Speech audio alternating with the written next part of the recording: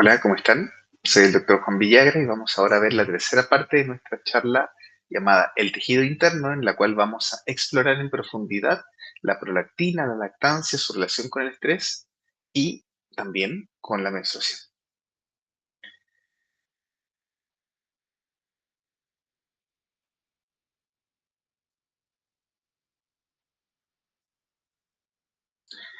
Bien, entonces menstruación, hormonas y lactancias en esta tercera parte,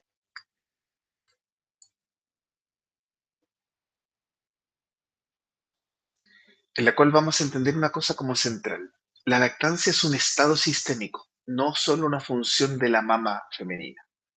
Y en esto es igual que lo que pasa con la menstruación. El poder ejecutar la lactancia requiere de una sincronización de múltiples órganos, múltiples hormonas, múltiples nutrientes y un montón de energía involucrada.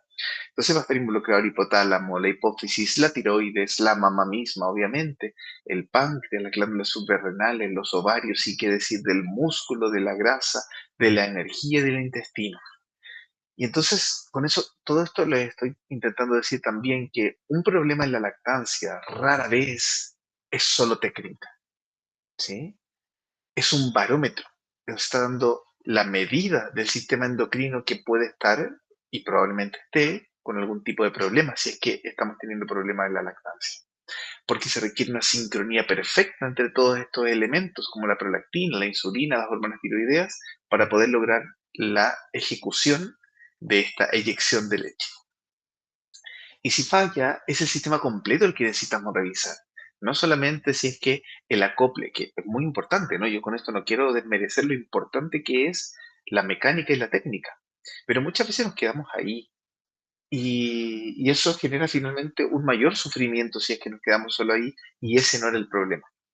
Entonces, a esto les quiero invitar a ir un paso más allá y que si la menstruación era el quinto signo vital, la lactancia tiene que ser el sexto, porque nos va a hablar de todos los mismos mecanismos, pero ahora puestos a ejecución de otro producto que es la producción de leche.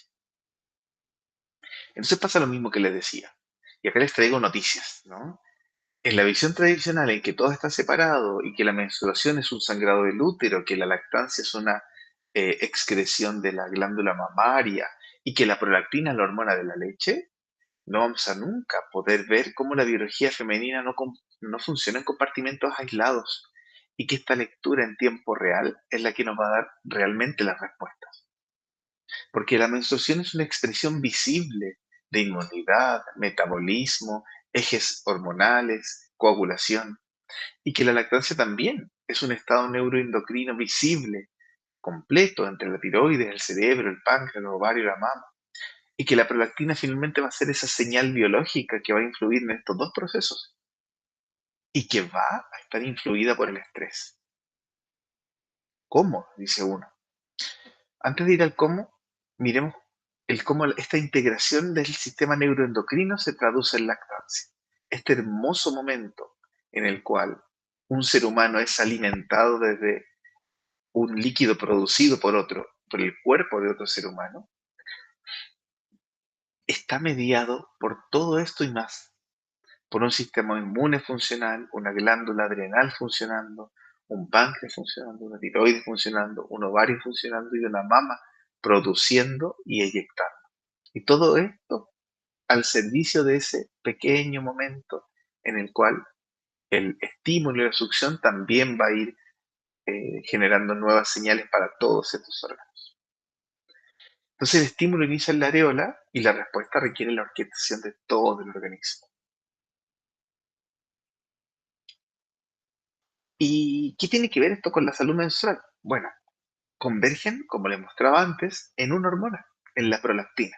Bueno, y en todos, que usan los mismos sistemas, usan el sistema de la tiroides, el sistema de la adrenal, tienen relación con la insulina, o sea, están íntimamente relacionados. Pero hay una hormona que es el puente más directo entre la lactancia y la menstruación, que es la prolactina. Y es que el eje ovárico está directamente relacionado con la lactancia. Y ustedes se acordarán que cuando una mujer está en lactancia, no tiene menstruación frecuentemente. Se anula el eje ovárico. Y una de las razones es la prolactina, la principal en ese caso. Entonces, el tener prolactina en el cuerpo tiene una directa relación con la menstruación y una directa relación con la ovulación. Entonces, no es un efecto secundario. Eso es bien importante que lo entendamos. No es como, bueno, y como está con lactancia, casualmente, no sé por qué, no sé para qué, pero casualmente, como un efecto secundario de esto, se queda sin ovulación. No, es un efecto intencional, es una priorización neuroendocrina. Y en tanto podamos entender la frecuencia de las tomas, el sueño del bebé, la sensibilidad que tiene esta mujer en su eje hipotálamo hipófisis ovario, vamos a poder mirar cómo la succión frecuente va a activar la prolactina. Esta prolactina va a estar alta y pulsátil por esta succión más frecuente. Se va a inhibir el estímulo en el hipotálamo a través de la GnRH, lo que va a provocar una caída en las hormonas hipofisiarias, que son la LH y la FSH, provocando una baja en la actividad folicular, una menor tasa de ovulación o derechamente anovulación y finalmente amenorrea. Pero todo esto puede pasar sin la succión, porque por otros mecanismos podemos llegar también a una prolactina alta, ¿sí? Y luego se acaba la lactancia, empiezan a volver los sangrados, pero los primeros ciclos también suelen ser anovulatorios porque todavía la prolactina no ha vuelto a su estado natural, todavía el pulso de GnRH se está recuperando. Entonces, aunque recuperemos un poco estrógeno y progesterona y volvamos a tener sangrado y por tanto ciclo menstrual, no necesariamente se recuperan las ovulaciones de manera inmediata, de hecho, suelen tardar 2 a 3 meses, cosa similar a la que ocurre cuando hay un periodo prolongado de uso de anticonceptivos, ¿cierto? Toma un tiempo en que el organismo retome su función sincronizada. Pero si esto está acompañado de síntomas severos, ansiedad cíclica, mastalgia marcada, nos puede estar indicando que esta vuelta al funcionamiento no está ocurriendo de buena manera y esto es muy frecuente. Mucha atención tenemos que poner en ese destete, porque la prolactina actúa como una hormona de conservación biológica. Cuando hay amenaza de y necesidad de supervivencia, el estrés activa mecanismos de inflamación, activa la privación de sueño, que estemos despiertos, capaces de actuar con toda la adrenalina, pero también va a sacar de circulación todo lo posible la reproducción. Y uno de los mecanismos por los cuales lo hace es a través del aumento de la prolactina. Entonces la prolactina elevada en este contexto, que no es la lactancia, reduce la probabilidad reproductiva para redirigir todos esos mecanismos y toda esa energía a la lucha-huida, a la supervivencia inmediata, hacia la reparación tisular, hacia la inmunomodulación, a las conductas de protección, ¿cierto? Entonces, que el aumento de prolactina afecte la ovulación no es un efecto secundario, es un efecto premeditado, es un efecto que cuando no estamos en la lactancia materna tiene un sentido directo de ser. Y claro, cuando estamos en la lactancia materna, ese efecto se amplifica. Y tiene más sentido también, si uno lo piensa, quedarse embarazada en el primer mes de lactancia es muy difícil. A las mujeres que les ocurre esto, que llevan pocos meses de una cría recién nacida y quedan nuevamente embarazadas por distintas razones, se les vuelve mucho más difícil, se hace muy cuesta arriba. Y entonces como el organismo evolucionó para poder sobrevivir y para mejorar la tasa de subsistencia, también ese periodo de lactancia permite que la anovulación impida un embarazo inmediato y por tanto también le da posibilidad de mejor supervivencia a la madre y a esa cría, porque una nueva cría en ese momento, un nuevo embarazo, bajaría las probabilidades de supervivencia de ambas. Entonces se apaga una señal reproductiva o podemos entenderlo como una señal antirreproductiva al subir la prolactina. ¿Sí? Y esto lo va a pagar en distintos niveles, a nivel del cerebro, en el hipotálamo y la hipófisis, a nivel del ovario y del endometrio.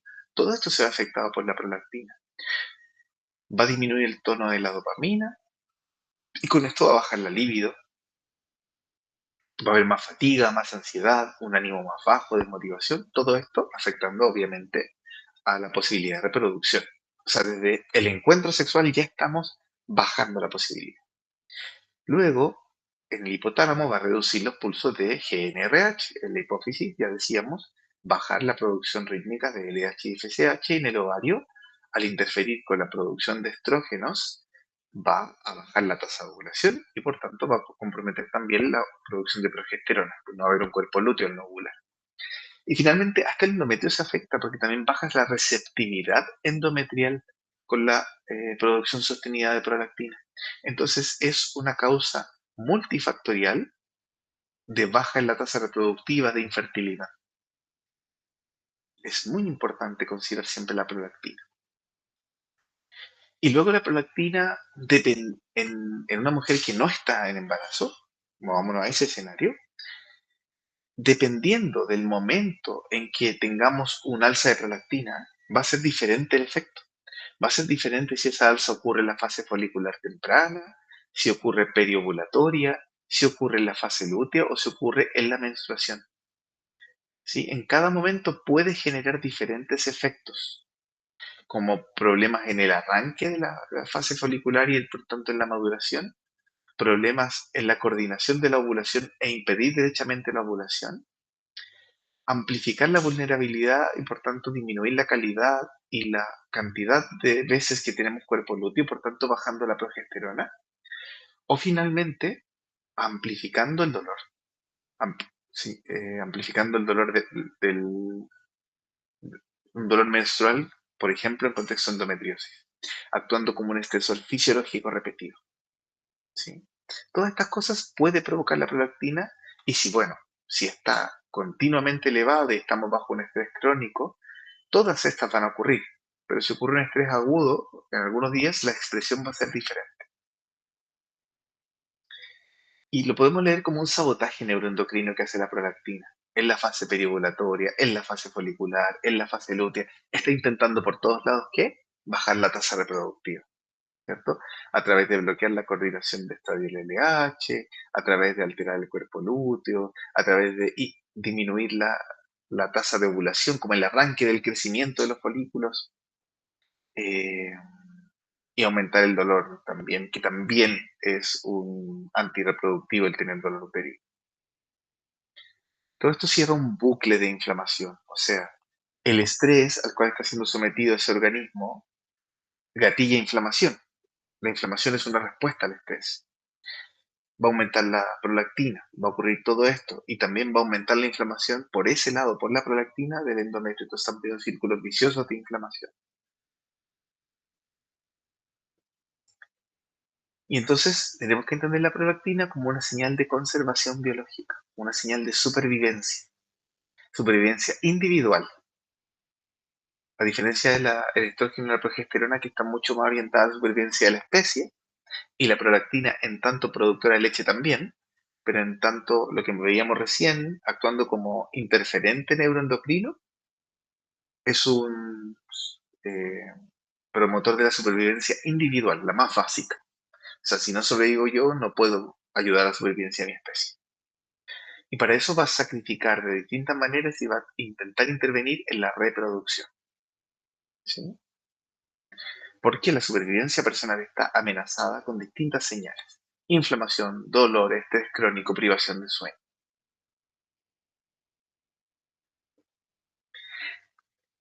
Decíamos que el efecto en las distintas fases del ciclo va a ser diferente, pero también va a ser diferente en los distintos momentos de la vida. ¿Sí? Y acá la prolactina como marcador de estrés, porque eso así lo podemos entender en este fenómeno, en la infancia va a generar alteraciones en la programación y por tanto, como les decía, al igual que una menarquia temprana, va a favorecer el desarrollo de condiciones en el futuro. Mientras que en la adolescencia nos va a vulnerabilizar la maduración con todos los elementos que la adolescente está expuesta, a un estrés aumentado, a dietas por su autoimagen, a traumas diversos por el momento de vida en que están y por el patriarcado feroz en que están sometidas las adolescentes. Y todo esto va a alterar la pulsabilidad del GnRH, ¿cierto? Y lamentablemente estas chicas llegan a atención y lo que le van a decir, ah, no, debes tener SOP, te voy a dar anticonceptivos. Y vamos a ocultar un problema gigante que está ocurriendo por detrás y que no se va a resolver. Se va a cronificar y va a empeorar con el tiempo. Ya en edad plenamente reproductiva, la hiperprolactinemia funcional es nuestro mayor desafío. Este puente entre el estrés, la dopamina, el cortisol y la ovulación que ejerce la prolactina es clave siempre tenerlo en mente. Entonces, en muchos casos de infertilidad van a medirle prolactina y van a encontrar alta y van a pensar equivocadamente que tiene un tumor productor de prolactina. Y no, muchas veces ese exceso de prolactina tiene que ver con todo este camino que hemos visto de la inflamación crónica, del estrés sostenido. Luego llegamos al embarazo y posparto, donde muchas adaptaciones maternas tienen que ver con prolactina y la producción de la leche es una, pero también es una adaptación al no tener ciclo ovárico y también genera un montón de cambios a nivel corporal, ¿cierto?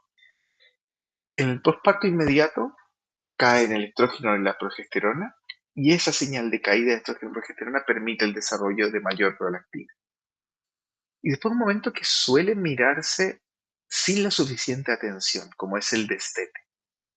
En el destete pasa todo lo contrario, o sea, al llegar del embarazo a la lactancia, a través del parto, cambiamos en que los principales drivers sean el estrógeno y la progesterona, a que el principal driver sea la prolactina y la oxitocina. Esas son las hormonas más fuertes de ese periodo. Y luego tenemos que volver al otro estado, en que dejan de ser las más importantes la prolactina y la oxitocina y vuelven a ser las más importantes el estrógeno y la progesterona, y eso es una transición que dura meses. Pero es un nuevo momento de vulnerabilidad neuroendocrina. Entonces, esto no va solo de producir leche, va de una reorganización completa. Dopamina, afectos, sistema nervioso central, posibilidades de depresión postparto, posibilidades de trastorno disfórico premenstrual. Entonces, mucha atención en cómo hacemos el destete y cómo eso después se expresa en los siguientes meses de la mujer, porque aquí es donde suelen aparecer buena parte de las sintomatologías y se normalizan porque, bueno, ahora que crío tengo menos energía, bueno, ahora que mi vida cambió por tener un hijo estoy menos motivada y y la sociedad le ha enseñado a la mujer a normalizar su malestar. Y muchas veces ese malestar tiene una causa hormonal y tiene un tratamiento. Y finalmente también en la perimenopausia, ¿no? Cuando hay un declive de la función estrógeno-progesterona, la prolactina ya en menopausia no va a alterar la ovulación, porque eso ya se alteró por otras razones, pero sí va a impactar la libido, sí va a impactar el ánimo, sí puede impactar el sueño y la salud ósea. Entonces, no tenemos que olvidarnos que la prolactina sigue estando en el cuerpo de la mujer y sigue siendo factor de regulación hormonal y de respuesta hormonal al estrés y al dolor.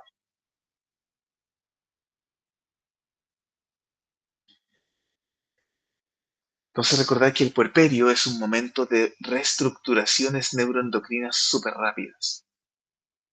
El estrógeno y la progesterona suben en el embarazo, bajan bruscamente en el parto. También tenemos un pic de cortisol en el parto que es importante para poder completar el parto. Y luego aparece toda esta ventana de vulnerabilidad porque bajan muchísimo y va a tardar un tiempo en recuperarse. Y acá subió la prolactina, subió la oxitocina, se alteró la dopamina y todo esto es una expresión de todo lo que está ocurriendo en la mujer, además de un sistema inmune que está cambiando en ese momento para poder eh, albergar un nuevo estado. Tuvimos un estado inmune para el embarazo y ahora necesitamos un estado inmune para el puerperio lactancia. ¿Sí? Entonces, chuta que es importante todo lo que ocurre alrededor del puerperio, alrededor de la lactancia. Chuta que es importante que la mujer no esté sola, desde lo profesional y desde lo familiar, desde lo social. Que la mujer tenga el apoyo, la información, los cuidados que necesita, el soporte que necesita para atravesar esta fase de vulnerabilidad neuroendocrina. Y entonces, acá en esta gráfica como de panel de control, ¿no? En el modo lactancia predominando la prolactina y la oxitocina, mientras que en el modo ovárico predominando, obviamente, las hormonas ováricas, estradiol, progesterona, GnRH, FSH y LH, ¿cierto? Y un destete progresivo versus un destete abrupto hace toda la diferencia. Un destete progresivo se va a ver así en lo hormonal, mientras que un destete abrupto se va a ver así, con la posibilidad de aparición de síntomas. es más probable que aparezcan síntomas como dolor de pechos, insomnio, síntomas premenstruales y caída brusca de la oxitocina si hacemos un destete abrupto versus un destete planificado, amoroso, cuidado y con el tiempo necesario. El destete abrupto no solo es un problema para el niño. Habitualmente se considera, no, es que lo voy a hacer de manera amable con mi hijo o con mi hija. Y no. Lo primero que debemos pensar es cómo lo voy a hacer de manera amable conmigo misma y mis hormonas. Porque si no, me estoy garantizando un problema, al menos a corto plazo, e incluso podría ser a largo. Entonces, atentas con el destete, porque clínicamente esta transición se parece como a un super premenstrual, ¿sí? A un premenstrual severo. Hoy también a veces se parece un poco a la perimenopausia. Entonces, va a estar afectado el cerebro y el ánimo, puede estar, o sea, no puede, no va a estar, puede estar afectado el cerebro y el ánimo, puede estar afectado el cuerpo y el metabolismo, y puede estar afectado el sistema reproductor y la menstruación nuevamente como un driver y un signo muy importante a estar mirando, ¿cierto? Y todo lo relacionado a la menstruación, los síntomas que son cíclicos, todo síntoma cíclico hay que relacionarlo a la menstruación y a la salud hormonal.